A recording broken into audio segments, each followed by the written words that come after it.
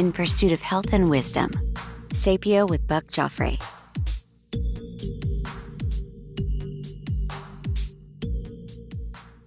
Welcome back to Sapio. This is Buck Joffrey. Today, we're going to do a show that is purely Sapio. So I know the last couple of weeks you've had shows from Longevity Junkie. Hopefully you've enjoyed that. Those are going to continue on a weekly basis, and I would really encourage you to listen to them. Last week, we had Lane Norton on. Lane Norton is a very well-known PhD specializing in basically in nutrition. He's also a bodybuilder, and he's also, I think he's got like the world record in squat weights in his class and all that kind of. So really interesting guy with a lot of data on nutrition. So go check out that show. This week, it is actually going to be Dan Buettner of Blue Zones fame. So if you are interested in those, definitely go to Longevity Junkie. Again, that's Longevity Junkie with a Y. In the meantime, we will continue along the road of Sapio here as well. I'll continue to do these shows as well, and we will talk probably a little bit more in depth than we will on those. Those are shows that are really geared towards people who may need a little bit more entertainment and maybe a little bit less detail than we do on these. I know you guys, the Sapio folks, are kind of eat up all of these crazy levels of detail that we go into. So I'll keep doing this, and we'll keep checking back and forth. So this show that I want to do, I've been wanting to do this one for a bit because honestly, it's stuff I didn't really know very much about before, but I've spent some time doing some research on, for this show and for myself and for ultimately to spread to you. And it's on this topic of microplastics, which, good grief, how many more things in life do we have to worry about, right? And microplastics kind of seem to come out of the blue. Been hearing about it for the last year or two, and a little bit here and a little bit there, and didn't really know what to make of it, so I decided to go on a deep dive. As it turns out, in our modern world that we live in, we're surrounded by these microplastics. They're tiny particles, typically less than 5 millimeters in size.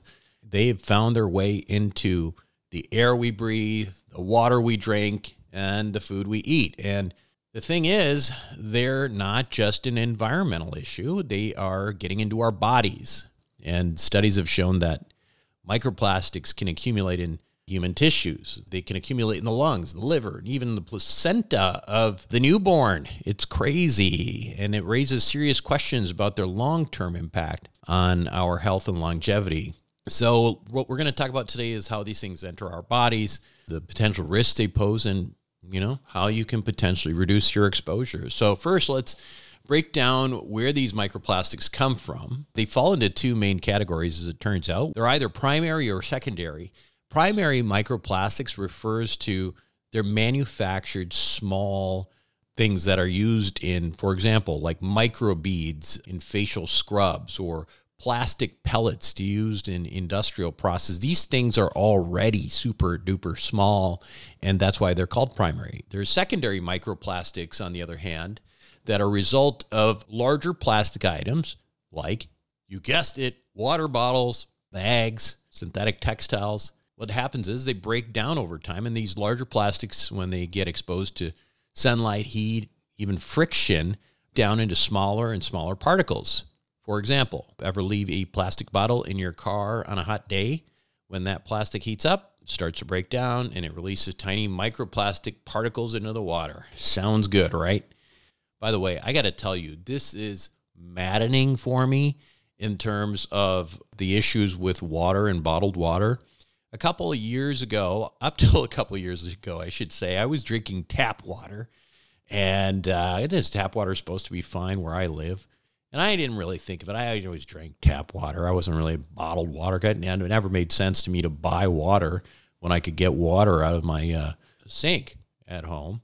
So I was in a group of, people working out a lot and all that. And I was at some class. When it came up that I drank tap water, I was kind of laughed at. People thought I was nuts to drink tap water. I mean, how could you drink tap water with all of those things that are in that water? I mean, so of course I switched to bottled water, and then now I'm worried about microplastics. It's like damned if you do, damned if you don't. That is the world of longevity, right? So let's talk about how these particles make their way into our bodies. Microplastics are everywhere, and once they're released into the environment, they don't stay put. They end up, again, our food, our water, even the air we breathe. Research shows that there's three ways that we get exposed to this, as you can imagine: ingestion, inhalation, and to a lesser degree, through skin contact. So one of the most significant routes is, as you can imagine, through ingestion. Whether it's through contaminated food or water, those microplastics are getting into our digestive systems. And as I brought up before, the issue with bottled water has been found to contain concentrations of microplastics up to twice as high as tap water. And by the way, tap water itself does have microplastics in it as well. So if you're one of those people who drinks bottled water because you think it's safer, like I guess I have been, this is something to think about. Another big source of exposure is seafood. Wait a second, seafood's supposed to be good for you, right? It is.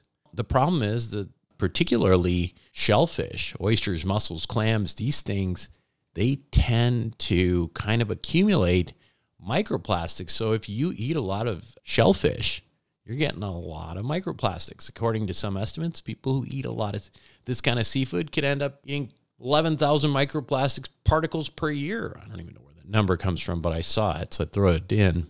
And of course, you've got to breathe, and inhalation is another concern that's gaining attention. Microplastics have been found in the air, especially in cities where synthetic textiles, car tires, and plastic debris are common. These airborne particles can be inhaled and get lodged deep into our lungs and accumulate in those tissues over time. And here's one of the more shocking discoveries. As I had alluded to before, research has found microplastics in human placentas. So this suggests that fetuses may be exposed to these particles while they're still developing in the womb. Now, we don't know the long-term implications of this, but it certainly raises some serious concerns about prenatal development and the health of future generations. And gosh, one more thing to worry about, right? So how exactly can microplastics harm us? Well, let's go through a few ways they can affect our bodies. The first one is, again, kind of obvious, the physical presence in our tissues, right? Once these microplastics are in our organs, like lungs or liver, or brain, or whatever, they don't break down easily. Their presence ultimately can lead to localized physical damage, irritation, or even blockages. Beyond that, they can, probably more significantly so, trigger immune responses because our bodies recognize these particles as foreign invaders, which can lead to chronic inflammation. And inflammation, as you know, is a big deal. Studies suggest that microplastics might contribute to, this long-term, low-grade inflammation, which we know, and you know, from listening to this show, is linked to a whole host of chronic diseases, which we kind of package into that whole concept of inflammaging. I did a whole show on inflammaging, so go look that up if you don't know what I'm talking about. Some of the obvious things are going to be asthma, COPD, cardiovascular disease. Remember what two pieces you need to have atherosclerosis. You need to have high lipids, ApoB, for example, and you need to have some level of inflammation. Well, guess what? This stuff is creating inflammation in your bodies. It's creating oxidative stress that can accelerate aging. So bottom line is, it's doing a lot of the things that we worry about with chronic illness. But the risks of microplastics don't stop there. They also do some other weird stuff too. They tend to leach harmful chemicals into our bodies. What do I mean by that? Well, for example, plastics often contain chemicals like bisphenol A, otherwise known as BPA. You might have seen like BPA free, that kind of thing, but that's what that is. And BPA is used typically to harden plastics. BPA is an endocrine disruptor, meaning it messes up your hormones. It's been linked to issues like reproductive disorders, breast and prostate cancer, even metabolic diseases like obesity and diabetes, which we know are significantly correlated with various hormone activities, right? So phthalates are another group of chemicals found in plastics.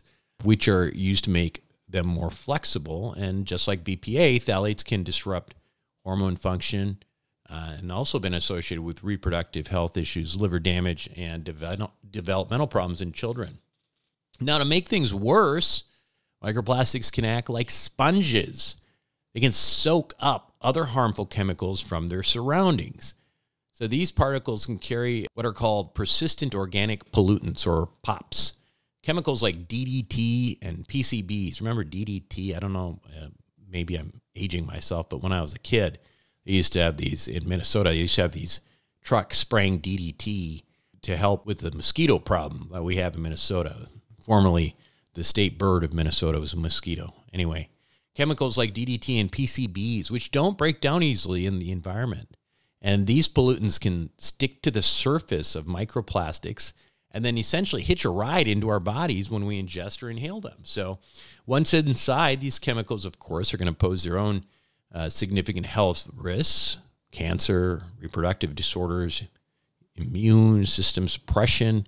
Microplastics can also bind to heavy metals like lead and mercury and cadmium, which are known to be toxic to our nervous systems, and they can cause developmental problems, particularly in children. And it's not just what they carry or where they accumulate. Microplastics can also mess with normal functions of our cells. There's some evidence to suggest that microplastics actually might interfere with cellular signaling and metabolism, because remember, a big part of our health is our cells just being able to do their thing and communicate with one another in various pathways, communicating with one another. And when that happens over time, this could lead to, again, dysfunction in key processes like cell growth and repair, potentially contributing to, again, development of chronic disease. Some early research even suggests that microplastics might be able to cross the blood-brain barrier. And, of course, that is no good, because if they cross the blood-brain barrier, they can cause neuroinflammation, which might contribute to neurodegenerative disease, like, you guessed it, Alzheimer's disease, Parkinson's disease. So now we talked about the brain. Well, some people think of the gut as the other brain. And there's a big concern about how microplastics disrupt the gut microbiome. Of course, the microbiome, when we talk about that, we're talking about the community of bacteria in our digestive systems that play a role in maintaining our overall health, from digestion to immune function. And as it turns out, there's growing evidence that microplastics could disrupt the balance of the microbiome. And that could potentially lead to conditions like leaky gut syndrome, where you're absorbing a bunch of toxins through your gut when you're not supposed to. And over time, this disruption could increase the risk of, some digestive disorders like irritable bowel syndrome, irritable bowel disease, or even metabolic diseases like obesity. And as you might have imagined by now, there's also growing concern that microplastics might increase our risk for cancer. And that goes back to what we talked about before. There's lots of chemicals associated with these plastics like BPA and phthalates, and those are carcinogens, right? They're linked. They have known links to breast cancer, prostate cancer, colorectal cancer, plus chronic inflammation, which we talked about earlier, is in and of itself a risk for cancer, right? Remember that. The chronic inflammation ultimately, when we talk about metabolic syndrome, chronic inflammation has a role in the development of cancer. So over time, this constant state of inflammation ultimately could create like this environment for cancer cells to grow and proliferate. So at this point, you're wondering, okay, that's lovely news. Thanks for giving that to me, Buck. And now what do I do with this bottled water in my fridge? Well, we'll talk about that in a second. But let's say, how can we detox first? Unfortunately, there's no definitive method for removal of microplastics from our body once they've entered. However, there are some strategies that could help. For example, some people have suggested saunas, because we know that sauna use has a great benefit in people with kidney disease, and part of that is because you excrete a lot of toxins through sweat. If you sweat a lot through saunas, that can certainly help, and presumably you can potentially sweat out some of these microplastics. Again, there's no direct evidence that saunas can remove microplastics. We just know that they can eliminate other things like heavy metals and certain chemical compounds. Another thought that people have had is the use of activated charcoal. Now, it's commonly used in medicine to bind toxins in the gut and prevent them from being absorbed into the bloodstream. And again, there's no proof it binds to microplastics specifically, but it could help capture some of the harmful chemicals, like BPA and that kind of thing. I should point out, if you're going to take, I'm not going to recommend that you necessarily take activated charcoal, especially if you have not read up on it. I mean, it can screw up other types of good absorption as well. So you got to be careful. It's not a bad thing, but you can't just abuse this sort of activated charcoal all the time. Now, another important strategy in maintaining a healthy gut, which, we've talked about that a lot of times. This is kind of a black box for a lot of people, and people who talk about it a lot, like they know a lot about it, generally don't. They make a lot of stuff up because nobody seems to know that much about it. But what we can say is, a diet rich in fiber can promote regular bowel movements and help flush out any microplastics that have been ingested. Other things people talk about are like spirulina or bentonite clay. They could also potentially bind microplastics in the digestive tract and facilitate their excretion. What can we do to reduce our exposure to microplastics in the first place? Well, it might seem impossible to avoid them altogether, but there are some practical steps you could take. First, switching. Okay, so first, your water, right? So again, I told you about my frustrations with water and how I went from tap water to drinking bottled water. And then now I'm like, okay, great. Now what do? I'm not supposed to drink bottled water because there are twice as much microplastics in bottled water as there is from tap water. Well, one of the things that you can do is use a reverse osmosis type filter. So you can have these put in your house. You can have them installed, or you can get some on Amazon, actually, that do not require it be installed into your sink. But the idea there is that you're using a reverse osmosis essentially to eliminate all these toxins, including microplastics. And it is believed that reverse osmosis type filtering can reduce the amount of microplastics by 99%. So that seems to be a pretty good option. And honestly, that is what I'm going to do. When it comes to food, try to limit your consumption, I guess, of shellfish, which, again, we talk about how fish is good and fish oil is good and all that stuff. But, there's some downsides with seafood because they're in the sea with a bunch of microplastics eating microplastics. But shellfish in particular seems like something that you probably should lay off if you eat a lot of shellfish yourself. If you love seafood, don't cut it out completely by any means, but I guess moderation is key, is what we're finding, right? Another step to reduce your risk of plastics is to reduce your use of plastics in the kitchen. And you get to the microwave. If you've got something plastic, don't heat it up, right? A bunch of plastic containers, don't heat it up in the microwave because you're going to end up with some loosened up microplastics that are going to end up in your food.